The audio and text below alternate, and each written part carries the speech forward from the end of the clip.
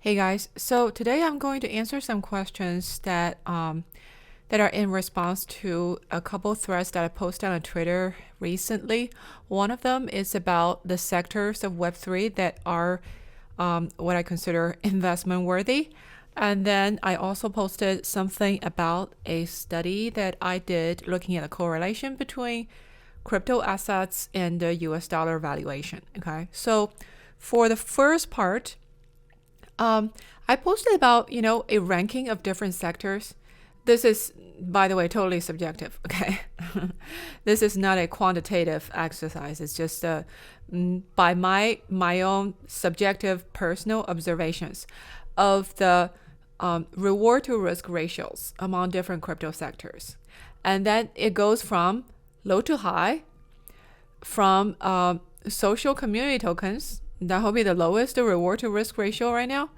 And then DeFi, and then NFT, and then gaming, play to earn, and then infrastructure tokens such as storage, cross-chain bridges, cross-chain swaps. And then finally, the best reward to risk ratio, I think, are the alternative layer 1 and layer 2s. And the reason this is the best reward to risk ratio is because on one hand, it's less volatile compared to individual like projects in gaming or DeFi or whatnot, right? And also the upside is big because if a layer 1 or layer 2 can gain traction, it is a platform economy. It has huge network effect. So the upward room is potentially huge. And also these are relatively bigger tokens. Okay, so that means their liquidity and their volume is pretty good in general compared to other individual project tokens. So it's not really it's relatively easier for you to trade if you're not like a super whale or something, right? So all these considerations together, to me, these are relatively good reward to risk ratios. And if you look at the Sortino ratios comparing alternative layer 1s to Bitcoin and Ethereum, the ratio is higher for these tokens as well. So the Sortino ratio is basically measuring, your rate of return and divided by your downside risks. Okay, so it's a measure of risk-adjusted return. So, so that's that thread, and let's look at some questions. First question from JY2, and he says, "What do you think about the future of play to earn? Any play to earn crypto you're interested in?" So I already said in the thread that play to earn right now is relatively lower in my ranking. Okay. Why is that? It's not because I don't believe in the future of this model. I think it's a very innovative and potentially very high potential. It's very promising model of generating economic values. Okay. The problem is we don't have very good games right now. We don't have like a self-sustainable, like organic demand for these games. So I'll give you a analogy of this. Okay, so essentially the play to earn that is gaining the so-called traction right now. It's gaining traction from two types of clienteles. The first type is the people that are playing the games, that actually in the game economy that actually working, right? Those are the people in the Philippines, in Indonesia, in countries in Southeast Asia where the play to earn model is getting the biggest biggest numbers of eyeballs.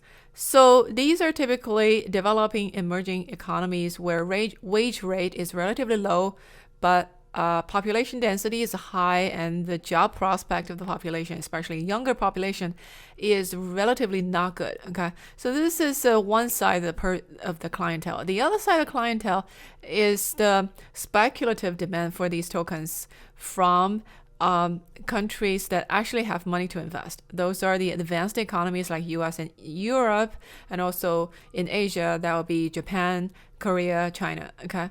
So essentially this is a game of arbitrage, guys.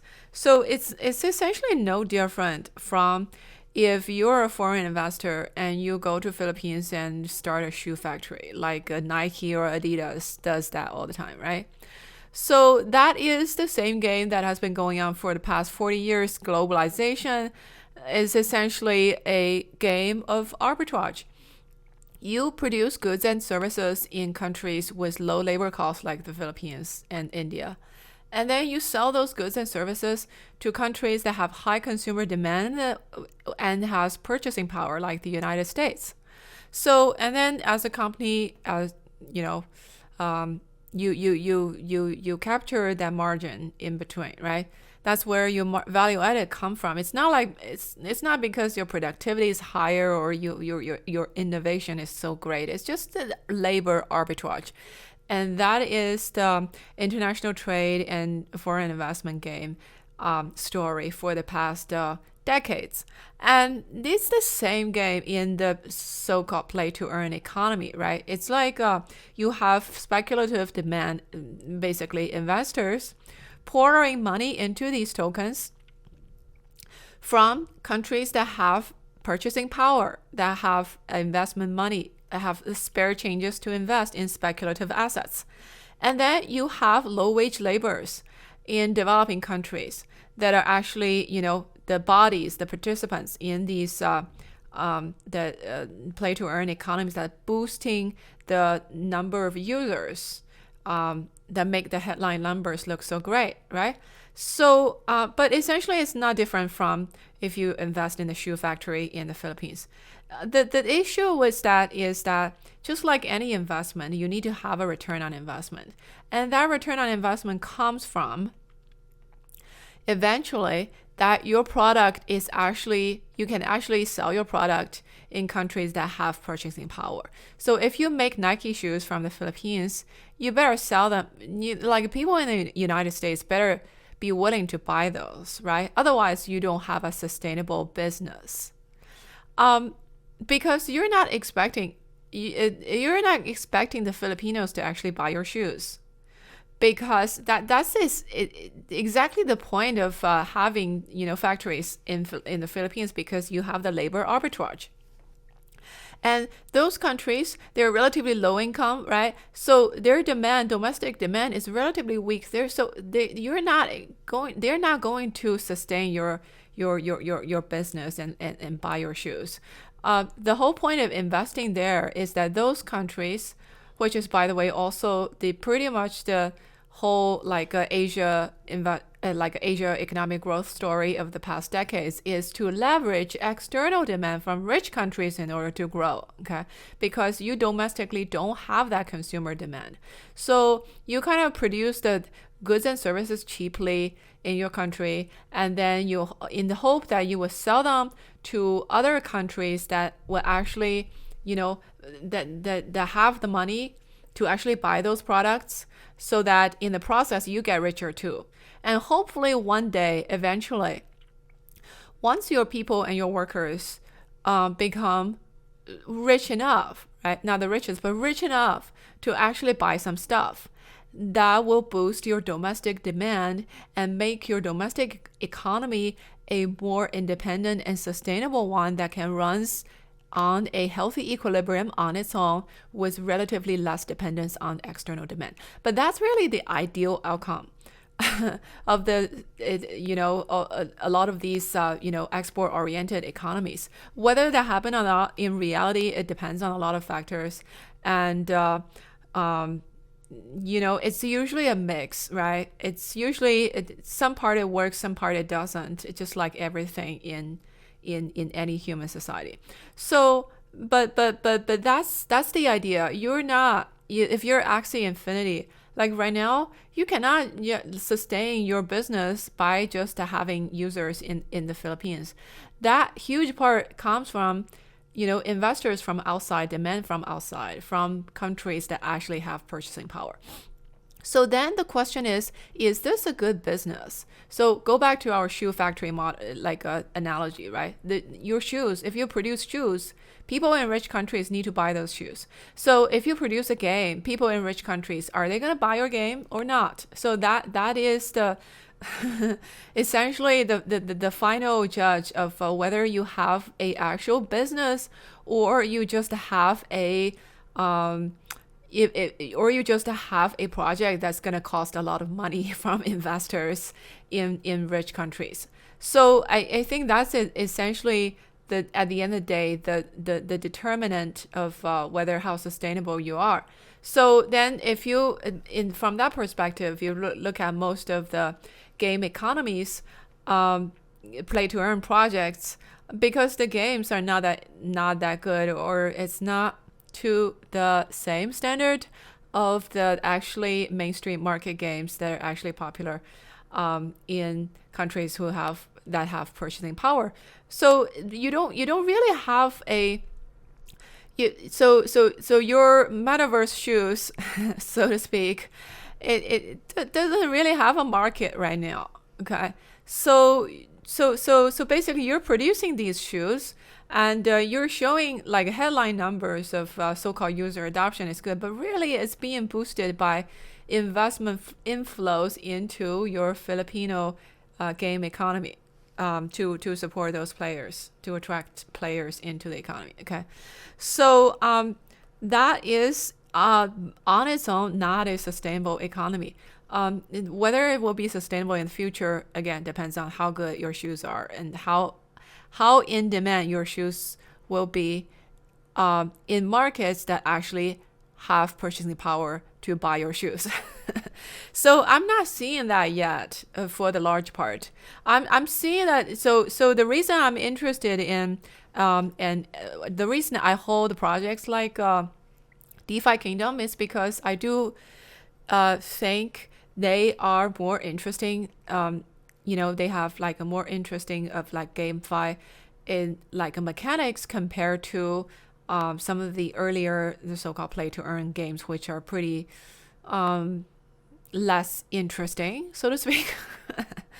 So, but then, a project like DeFi Kingdom, it has its own issues as well, right? Because it's still, it's a relatively simple mechanism. It's relatively easy to copy, and you've already seen quite a few copycats of the same concept, and the same style, even down to the graphic style. So really going forward, how successful those can be is still a huge question mark. I still think, in the long term, I'm still optimistic about a project like DeFi Kingdom, because I think, people running this are good quality people, and they will figure something out. But just from the pure, like a pure business economics point of view, right now it's not really a sustaining entity by itself, and same goes for other play to earn economies as well. So that's why I would not rate this category as a high reward to risk for now. Okay. So next question from Christian. He asks, how bear can we go? Do you think there is a scenario where BTC goes bear for 2022, but all layer 1s and layer 2s like near Luna 1 and Sol go full tilt? I don't think so, because even though the web3 projects that he mentioned, and BTC are completely different concepts, right? They're completely different use cases. So in the long term, theoretically, they should not be bunched together into the same category. They should be decoupled. But right now, they're not, because we're at the still initial stage of Web3. And people just bunch all those things together as crypto. And in terms of the mechanical money flow, very clearly, we've talked about this before multiple times. The financial flow in crypto is money flow from outside of crypto into crypto to buy Bitcoin and Ethereum. And those large cap tokens, they pump, price goes up, people take profits, and then people go, okay, what else can I invest? How about maybe Solana, maybe Luna? Okay. So that's how you get money flow into alternative layer 1s and other smaller tokens. And then there's the so-called, that's the so-called rotation effect, right? That's how you see those smaller projects have like a price pumps bigger than the larger caps because their market caps are smaller. So in that sense, the Bitcoin of the world is really the financier of the smaller tokens in crypto. So for those tokens to actually do well, your BTC needs to hold steady at the minimum, right? So if BTC has a bear market, meaning investors are actually at a loss or are not making money, then there's no money going into, those other projects that mentioned in the question. Now, there will be exceptions, right? There's always exceptions. Depends on idiosyncratic, like specific characteristics, or maybe some catalyst for individual projects in the short term. Maybe there's some major like token economics changes in the short term that drastically changes the supply and demand, balance of that particular token that helps pump the price, like, what you see with Luna, for example. So that is totally possible, but in general, I don't think the scenario that he mentioned is very likely. We're not there yet, okay? So next question, Evan R. Thoughts on where helium falls here? Okay. So helium, which is like the decentralized internet, right? So I would say projects like Helium or Render or even like Ren or Pocket, these are all considered like infrastructure utility projects. I would say they fall in the middle, okay? They're probably more stable than your typical NFT or DeFi project, but they would be less of a reward to risk ratio compared to your top layer 1, layer 2, alternative layer 1 and layer 2s. I do because again, looking at long term, if these projects actually become sustainable in the long term, they do have huge network effects. So they do have upward potential, which is pretty big, right? So but on the other hand, right now they are still at a stage where it's not really being sustained by organic demand on the end user side. A lot of that passive income. Which actually related to the next question. Next question from Crypto Foon, who's asking, how about utility tokens with passive income? So yeah, so that's exactly what we are talking about. So these tokens, it's more like to me, these are more like a long-term bet. But will those have higher reward to risk ratio than the alternative layer 1, layer 2s? I don't think so. And also keep in mind that, these are mostly still startup projects, right? So you need to actually take a look at where that passive income comes from, right? So most of these projects, they don't have sustainable consumer demand yet.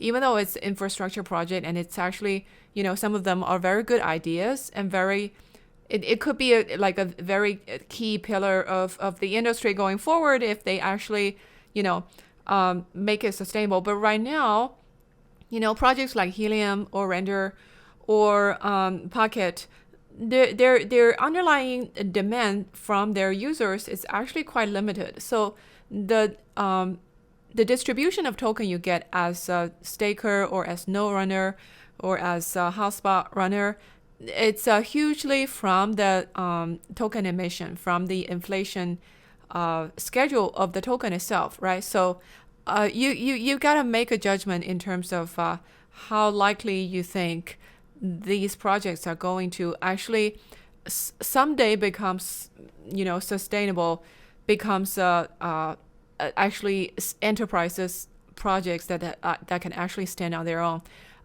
being sustained by end demand from their users. So that's different for each of the projects, right? Okay.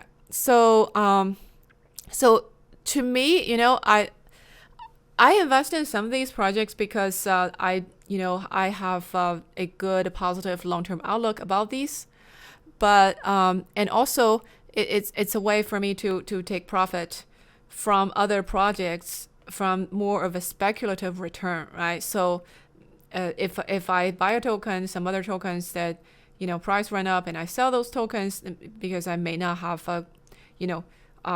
I may not have long-term conviction in those, and then I put some of the money into these so-called utility with passive income projects if I think this is a good project. So it's basically a way to take profit and also to avoid premature selling in the market panic, right? So, but obviously, you don't want to do it with money that you actually need to spend, because if you stake those for passive income, there is a unstaking period that's actually quite long. It can be quite long for some projects, right? So there's that. And next question from Ang K. What about cross-sector niches like NFT plus DeFi, leverage on the bubble of NFTs while breathing life into the more boring side of DeFi? So I guess he's asking about what's the investment prospect of these concepts, NFT plus DeFi.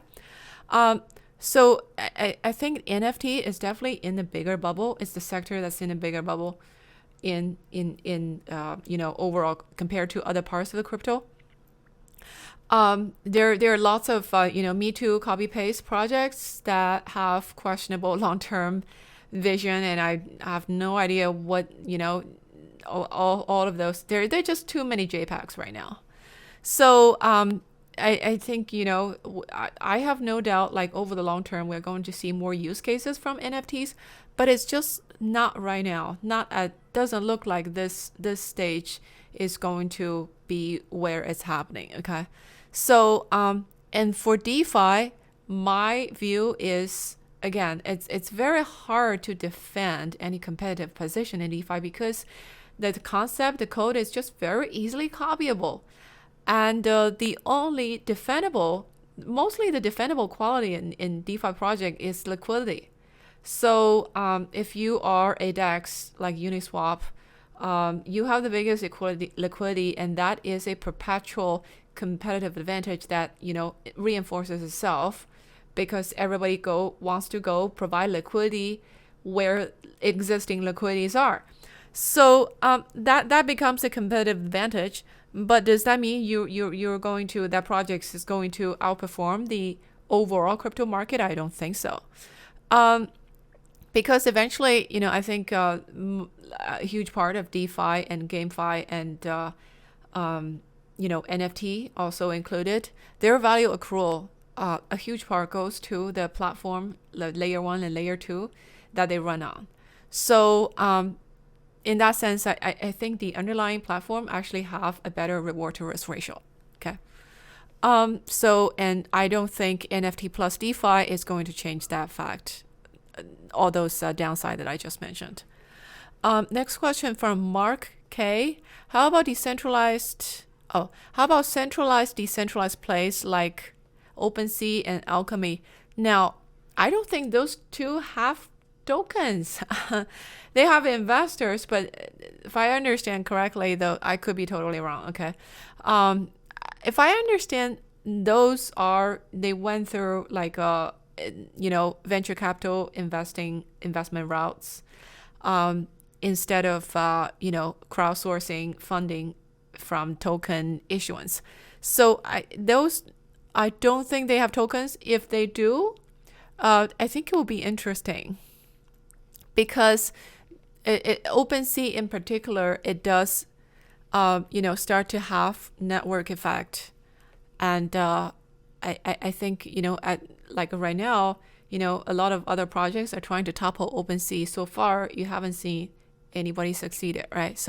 But so far is a pretty short time. So if those have token, I will actually be interested in taking a look. But I don't think they do. Okay, next question. Jeff Y. Does it make sense to hold the strongest alts such as DPS, FXS, Synapse, or you would dump due to riskier atmosphere? I can do TA, but usually buy and hold long-term BTC ETH. Okay.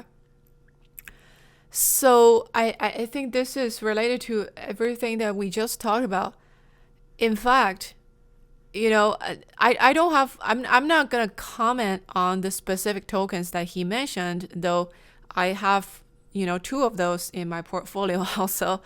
But, I don't want to get into, commenting on what is the strongest alts and what is the weaker alts. I think we already discussed those. Okay. But here's the thing,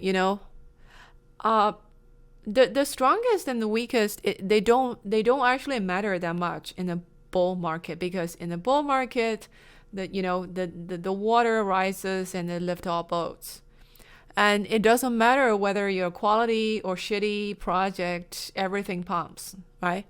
So it's this kind of looking at the quality of the project, the team, the vision, the execution, all that 9 years of typical venture investment stuff.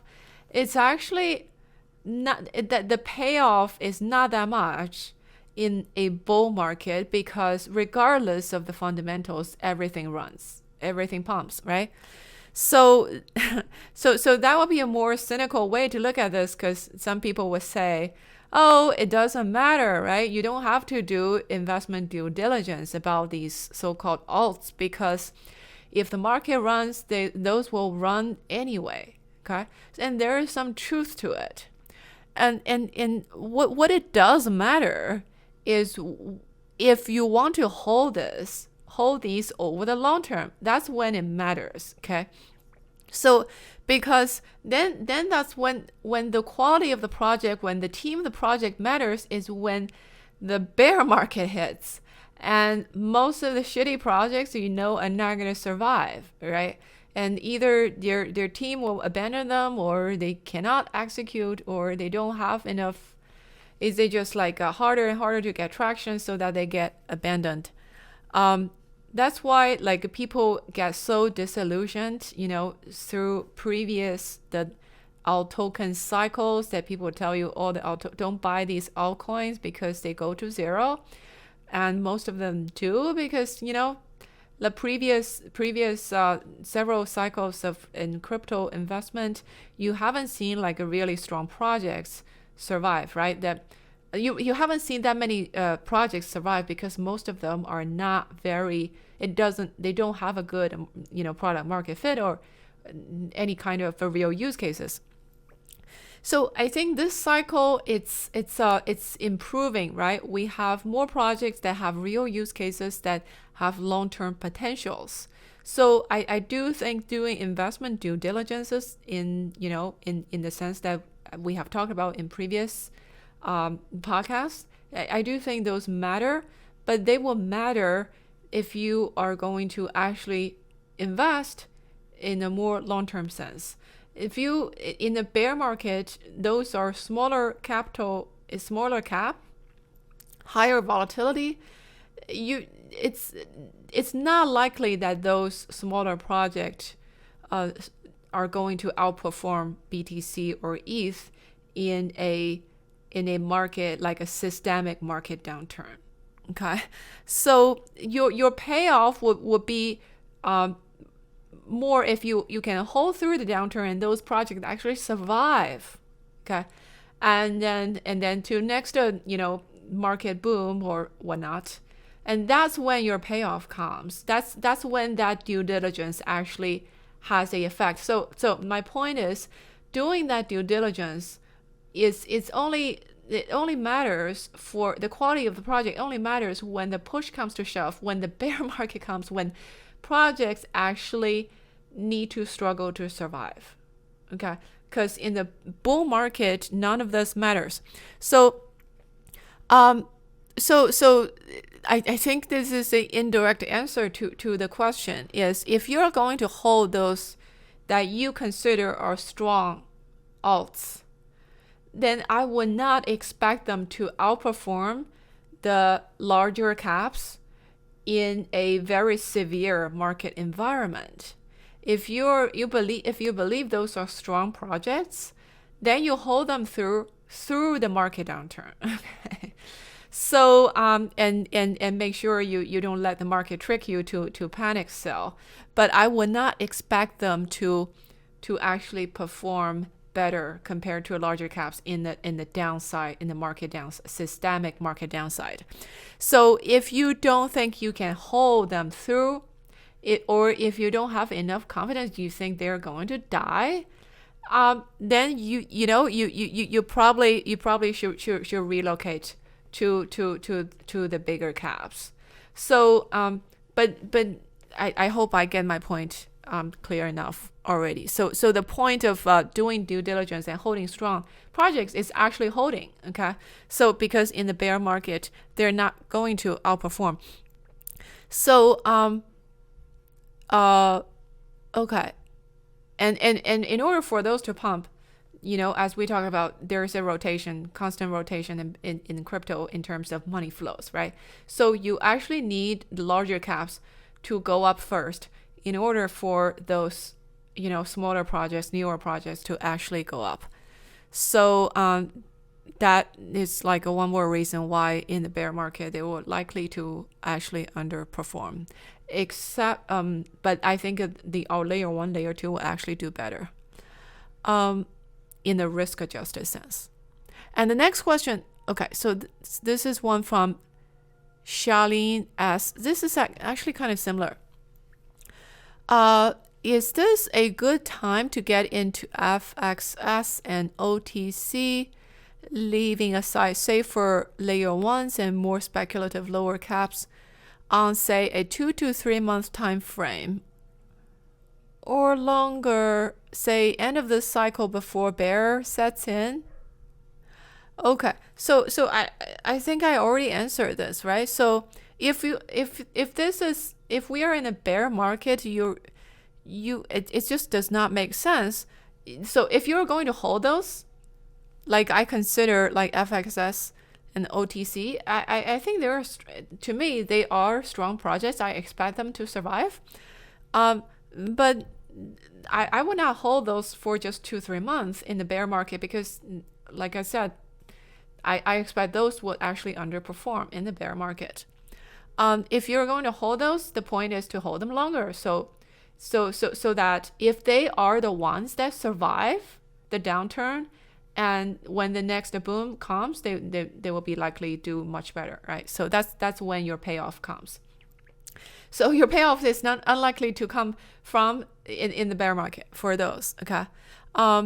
And also, I don't know what he means about end of this cycle before bear sets in. So again, depends on your time frame of what's your definition, how long your time frame is matters for your definition of of what a cycle means, right? So I think we are in a high volatility environment, as I said many times before, but it's getting worse because we have higher uncertainty in the market. We have the Ukraine war, and you don't know how long that's going to play out. And we have a tightening of financial conditions in the market. We have, probably more shortage of liquidities, and we have dollar going up. All that is negative news for risk assets as a whole. So this is a high volatility environment with significant downside risks. That's how I would classify the current environment. So my previous assessment is, if we start quantitative tightening in the second half of the year, that's when we will see a more serious bear market. Okay, so if we have, like right now, we have the war in Russia, in Ukraine, and then we have all the financial conditions tightening. So that is essentially not totally the same, but kind of a similar effect as raising rates, right? So how does that change the response function of the Federal Reserve and other central banks? We don't know. Or maybe they're going to, hold off on the selling of asset or on the stoppage of asset purchases, in the hope that that will cushion the economy somewhat, because with the financial condition tightening, with dollar going up, we are likely to see a recession, right?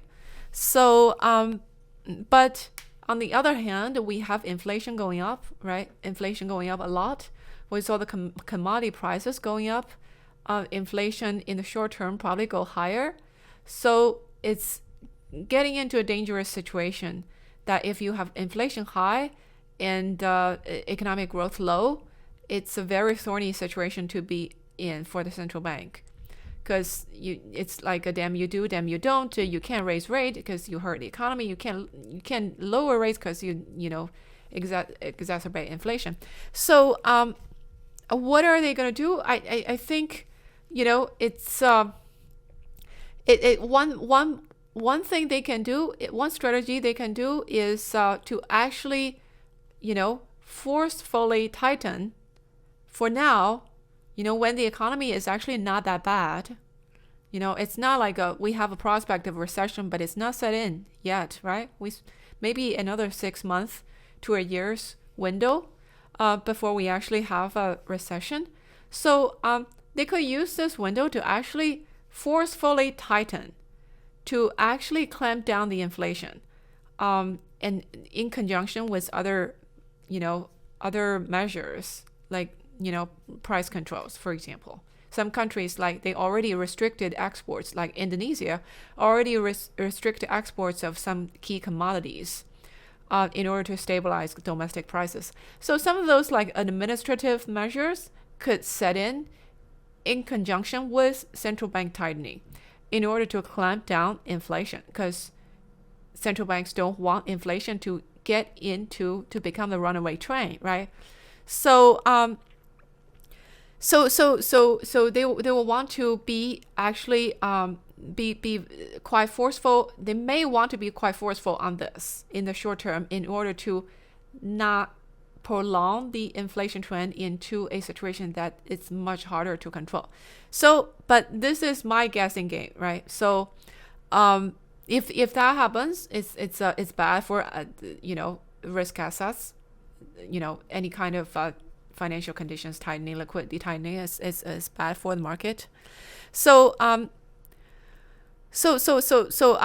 would say we are looking at a more and more negative situation for the risk asset market. But if the Ukraine war situation improves, if we reach some kind of agreement, all of a sudden, then it would definitely I see in those situations you will see market pump for sure, and especially the market has been really depressed and kind of misaligned with as I said before, the kind of drop in the asset market, it's not entirely justified by the actual financial conditions. Okay. Because it's tight. It's been financial conditions tighter, but it's not really that tight yet to justify like 20 to 30% drop in risk assets. So you may see a pump if the war situation improves. If suddenly those guys reach a under some kind of agreement, and then if sanction alleviates and so on and so forth, you will see market recover like a probably very fast, right? So, but the thing is, that kind of thing, unless you're an insider, it's very hard for you to predict. There's no way to tell, right? So there's no way to predict that kind of outcome. So so it's very hard to play that kind of scenario. So for me, my baseline is I see this, because of all the negative, situations that we are already in, I expect the volatility to continue to be huge going forward. Okay, even though the central bank hasn't made their stance clear. So we may see further downside And so I would have some, cash on hand to actually, I actually buy the market if that happens, if we have some like a major negative news, or we have like a liquidity cascade to the downside, like we saw in March 2020. So if you could, have some cash on side, right? So I have I have a large percentage of my portfolio in cash right now. So on the other hand, because the volatility is huge, you could have a certain percentage of your portfolio to actually, ride the volatility from a more technical point of view, right? To look at to ride the short-term trend, but you probably want to set your your stop loss point pretty tightly, because again we are in a pretty unpredictable environment. So I would set a portion of my portfolio to actually take advantage of the liquidity, depending on if you are the type of person that actually have some skill set to actually play with the volatility. But I wouldn't put a huge position on it. And then I would set aside some cash to actually to actually buy the market if we see a major downside, which is quite possible, I think. But obviously, I don't know what is the how low it can go. So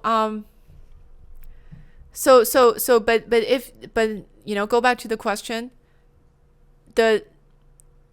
Even the so-called strong alts, they are startup projects in a downturn, in a bear market, like market sell-off.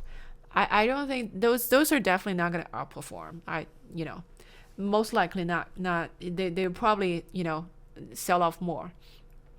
The point of holding those is if you actually have conviction of those projects, you hold them through the long term, and hopefully they survive the downturn. If they survive the downturn and they come out the other side relatively intact, then eventually we'll have another cycle, and market turns up, and then your payoff will show up. Then your payoff will not probably in those projects will probably not show up in the short term, right? Unless we have like market pump on some kind of good news from negotiations between Russia and Ukraine, or we have some if central bank drastically change their position, and if they say, oh, because of the war we're worried about recession, so we're not going to stop asset purchases, and so on and so forth. Any kind of that major position changes that will give market a short-term boost, and then you will see major caps pump, and then these alternative these alt tokens pump like soon after. So but that would not be my baseline. Okay. So yeah. Okay. So I think we've already gone on for quite long. There are some questions about the relationship between dollar and BTC. Basically, I showed in the thread that if you look at the correlation of different asset prices, crypto is actually really, really negatively correlated with the valuation of dollar, proxied by the DXY index. So of course, other asset classes, they're also correlated, like commodities are negatively correlated with dollar, and NASDAQ and S&P 500, they're also negatively correlated with dollar. But the thing is, crypto is the most tightly negatively correlated with dollar. Okay, and I find that interesting. And so why is that, right? So there are some questions that have people are trying to provide their own guesses of why that is the case.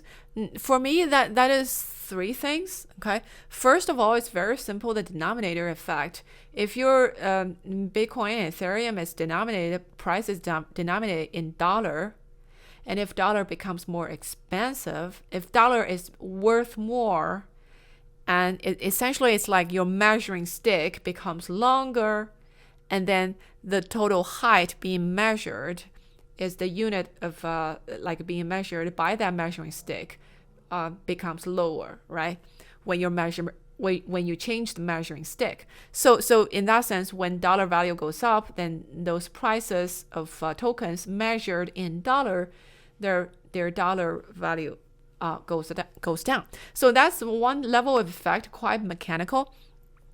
The second level effect is, as we talked about before, when dollar goes up, you have a tightening of financial conditions, because borrowing cost in dollar goes up, and your availability of liquidity goes down.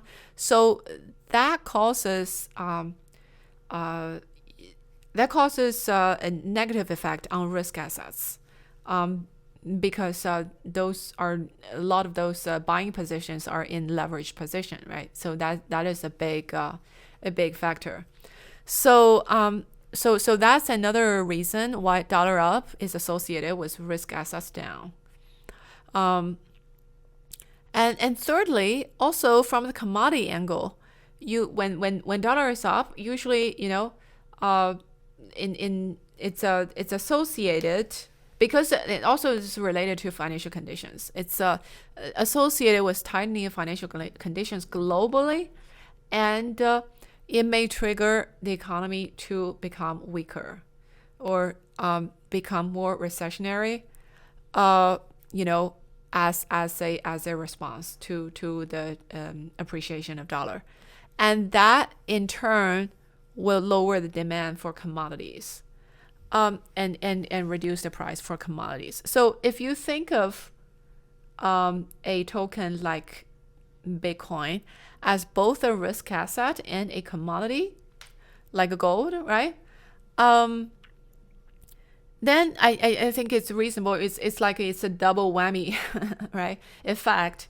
So I think that would be my baseline hypothesis of why there's such a strong negative correlation between dollar value and the valuation of crypto.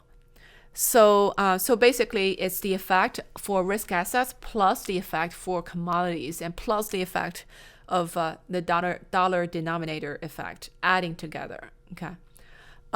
So that's that. I will link in the description the article on the dollar valuation and the crypto valuation. Okay. Okay. One more, the last one. What do you think is more significant? This is from Nick R. What do you think is more significant, the decision to freeze Canadian citizen accounts in association with protests, or the coordinated financial sanction levied against Russia? Okay. So this is responding to a comment that I made. I said on Twitter, the Ukraine-Russia war is actually a pretty significant event to initiate the next wave of crypto adoption. Okay. So I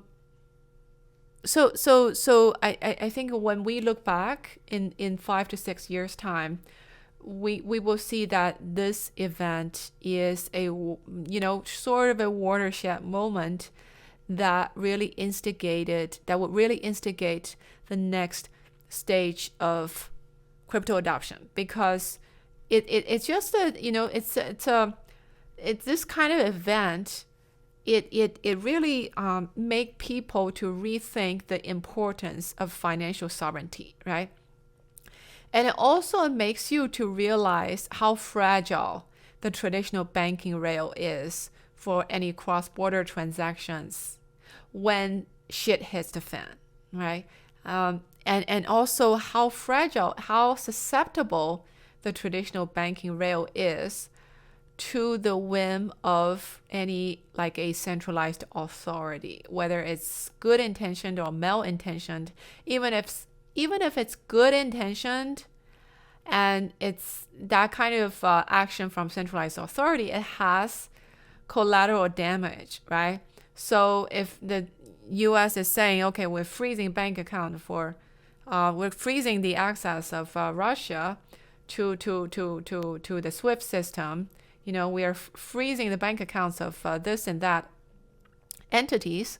Well, guess what? Yes, they're probably freezing. They're causing damage to the entities that probably maybe deserve it in from their perspective. But they also cause damage to people in Russia and in the Ukraine that have nothing to do with any of this, right?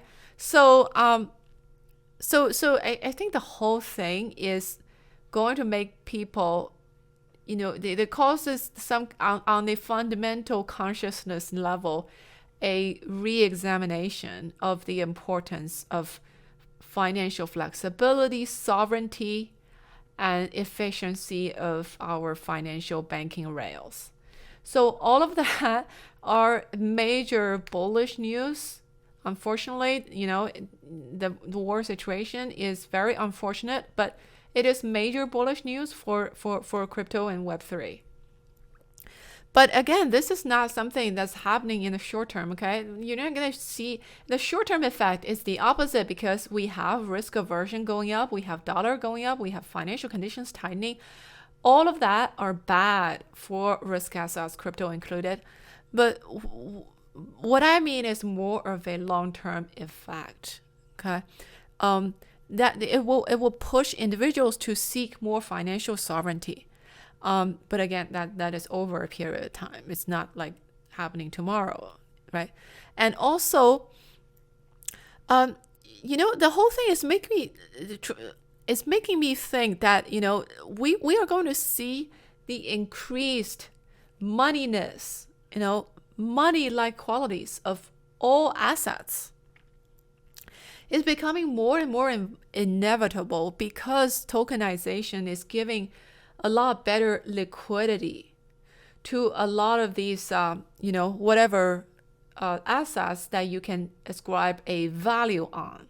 So it used to be the majority of the assets in the world are illiquid, very hard to trade, very hard to manage, to transact. Okay, with tokenization, it becomes easier and easier.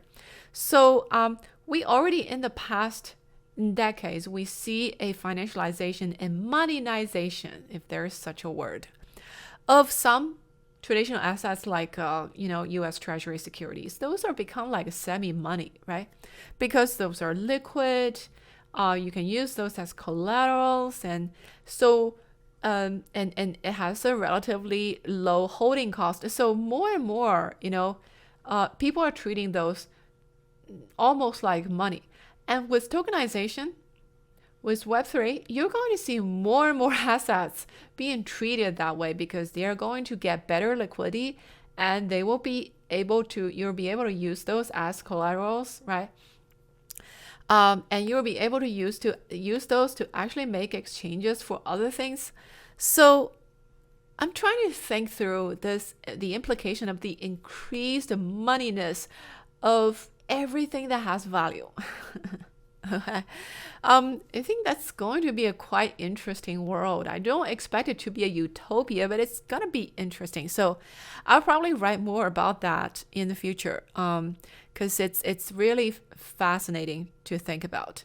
But anyway, we've gone on for so long, and I think we will stop here. Okay. Again, this is a podcast, so if you want to listen to this uninterrupted, and go back when you want to be able to go back where you left off, go find Tasha Labs on Apple Podcasts or on Spotify and so on, right? So and when you're there, leave me a review, okay? That would be much appreciated. Okay, that's all for today. I will talk to you later.